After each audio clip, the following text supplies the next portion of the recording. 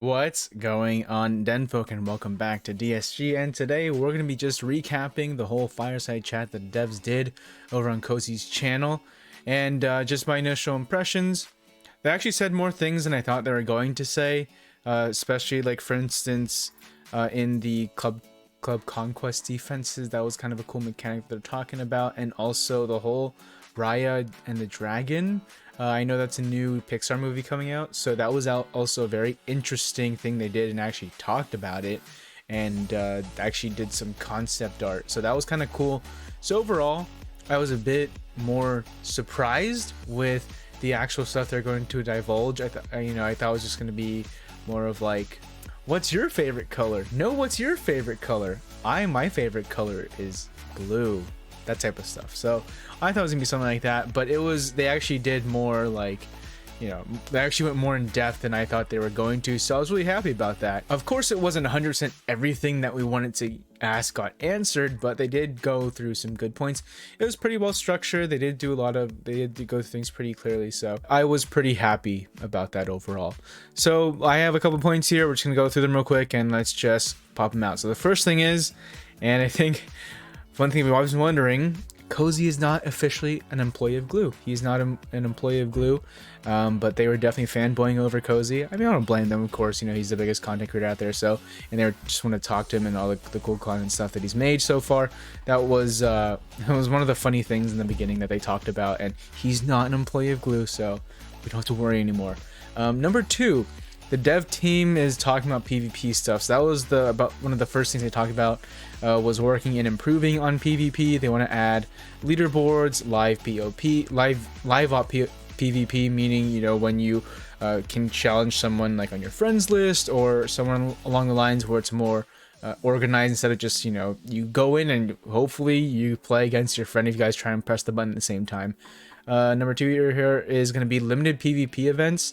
So I think they would do some type of special events for PvP where maybe you only can use certain characters, or there's special rewards, something like that, different than what they already have. That's kind of something that sounds like they're trying to go towards. And they also want to kind of make you go beyond your usage of the meta team that's currently out there and really dive deep into your roster. They're going to try and do some type of mechanics or change the whole scope of PvP, so that is a way, or even add another PvP type of game mode possibly that would allow you to do that. And I think that's gonna be really key, because I mean, let's be honest, you literally can go through your the meta teams, which is like a handful of 5 to 10 different characters, but now with Hercules that could change it up again and might see more characters fall. So this could always change, of course, but I do like their intentions of making you go into your roster, especially if you have characters that you want to use more. It's kind of nice to see. And my last point here is going to be they're trying to reduce the grind for PvP, especially for clubs. You're trying to get those 500 wins a day if you want to max out your club coins, for instance. Yes, a lot of people do use the macros, and I think they also were talking about trying to stop those macros and try and make it where PvP isn't so much of a grind, where you still have to do something, but it's not as much as a grind it is today. Because let's be honest, for a long time it's been a grind to do, and kind of hoping they do improve this. In terms of my overall thoughts of them improving PvP, leaderboards would be fantastic. I think there should be leaderboards for the top clubs in the team as well, overall in the game, just so you can kind of see what they're at, and just more overall statistic rankings that I think people would like to see would be nice overall, not just the PvP but other aspects of it as well. So you don't have to just go on DSA.fan to see who the top clubs are and stuff like that. I think that'd be kind of cool to see. Number 3 here is Club Dungeon. So overall, they want to rework it and make it so it's more club strategic and not just, okay, just get through this and go through the doors and that's pretty much it. Which I think is going to be really pertinent to make sure that that Club Dungeon is still played effectively by everyone. Of course, you want it for the club coins, but that's just doesn't feel like that little side task you gotta do every day. They want to make it so it's where there's more thought through it, and that clubs can actually have fun doing it, more fun doing it. Another thing they want to do for Club Dungeon is to really overhaul the rewards and really revamp it. So I think that's very crucial, very key, in order for obviously Club Dungeon to be more lucrative for people to do. Though pretty much everyone does it obviously for the club coins, but it's just so it's like I said earlier, It's not just the side quests you kind of do every day. Number 4 is gonna be Club Conquest. So the devs are definitely aware that Club Conquest needs to be fixed. They've discussed 1v1 Club Conquest, which I guess is where we have to go in order to fix it. And they said that their intentions with 1v1v1 was unique, which it was unique, and that people just screwed it up by, you know, 2v1ing it, and I understand that it can be kind of annoying. But the biggest thing here, and the thing that really excited me, was that the new defense boss mechanism, where you kind of plant a boss like the evil crab from Moana, and just put him there. And the cool part is, I don't believe you know exactly if the tower has it or not, so you can just plant it anywhere on fences, on the towers, and maybe you run into it, maybe you won't. And it kind of makes things like, makes me think, will these bosses be kind of like a raid boss, and you kind of do more of like a raid oriented type of attack to get rid of the boss? I think that would definitely be super cool. Make Club Conquest more fun and just a really unique experience. And I think they kind of made it almost sound like a Towers of Endurance type of thing as well, that to kind of encourage more some type of way for Club Conquest. I could be wrong, but kind of I swear I thought I heard that, so that could be another mechanism here. Characters. So they are going to try and bring as many characters in the game as possible, of course. And they're aware that, you know, old characters need face-ups, but not every character can be the best character in the game. But they do look at trying to rework characters when needed and when they can. They're trying to, when they try to introduce new characters, they're trying to pair them with events, you know, as nicely as possible. So it's not just super random like Sensational 6. But they're trying their best to just try and pair them together nicely. And from what the tone they were saying, they're gonna keep consistent with the current pace of dropping characters, which for a lot of people is really fast, and even for the whales and the krakens, they feel, you know, it's a bit quick. And for me, it's pretty quick as well. And you know, it's kind of hard to keep up with the characters. And already with Hercules dropping today at this recording, you know, I've already forgotten about that Tangled team, because now with the whole Hercules team, that's going to be, you know, a lot more people's focus. Not exactly for me. I'm going to reroute a little bit, but I'm going to head over to Hercules eventually, probably get him the second time around. But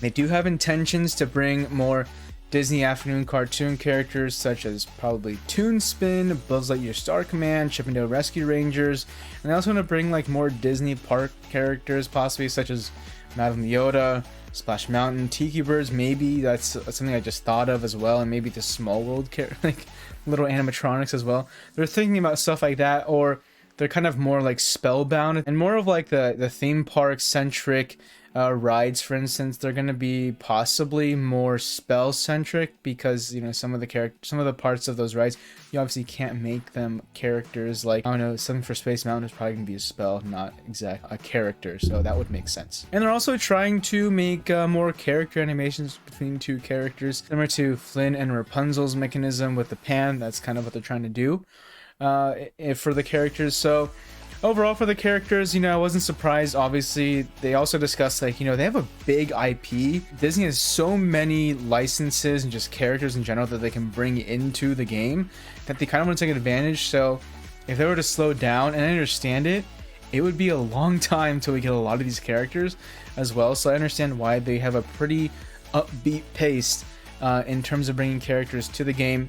And they did say, you know, we do bring these characters into the game, but we want it so that you play the game at your pace and you can get the characters at your pace, which makes sense because, you know, not everyone's wailing out and more people are more casual. But I can also say it's going to turn people away as well at the same time, because they're like, oh, but the whales and the krakens, you know, these guys, they're going to be ahead. Well, they're always going to be ahead, and you can't do anything about that. I mean, if you're more free to play, obviously, you don't spend as much as them, when are they not going to be ahead?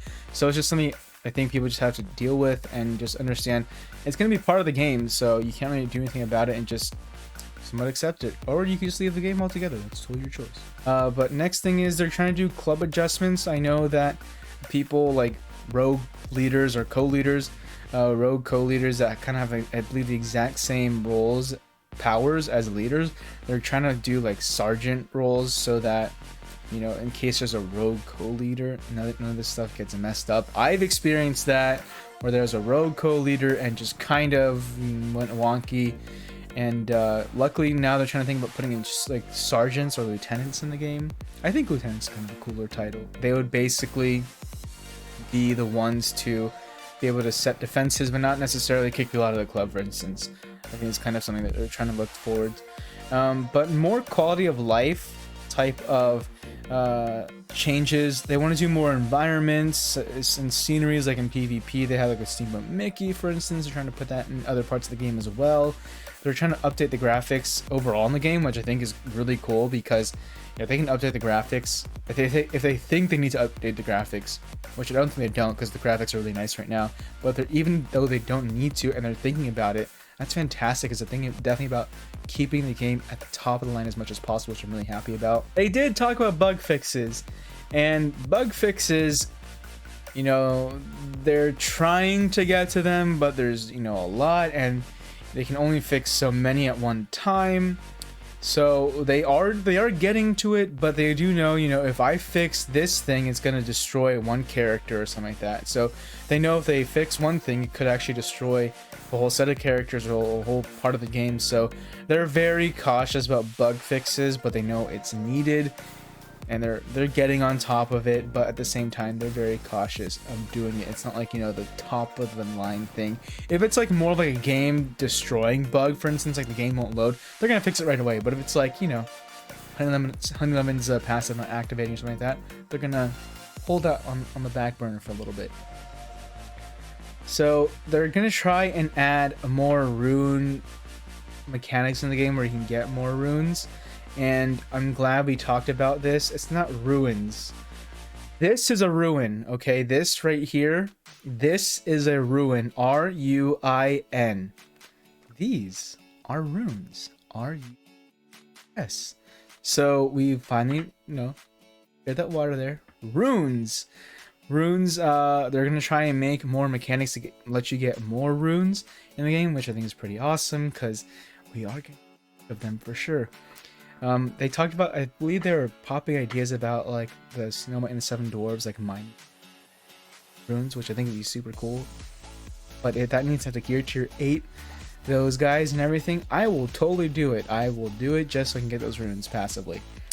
And they claim they will update the exchanges, but and they're actively doing that. But I mean, let's be honest. They only like update the premium exchange. They don't update, you know, term exchange, club exchange, any of the other exchanges. So hopefully that does get updated soon enough so that we can farm some other characters there. And you know, like, it doesn't have to be like, well, okay, if we add more characters to the term exchange, that means like Shan Yu isn't farmable here or Ana isn't farmable here. It doesn't mean that. It's just like, okay, we'll have a rotation, like Ana and these set of characters at this time, or it's randomized, for instance, but they have to come out at least twice a day or something like that in the refreshes.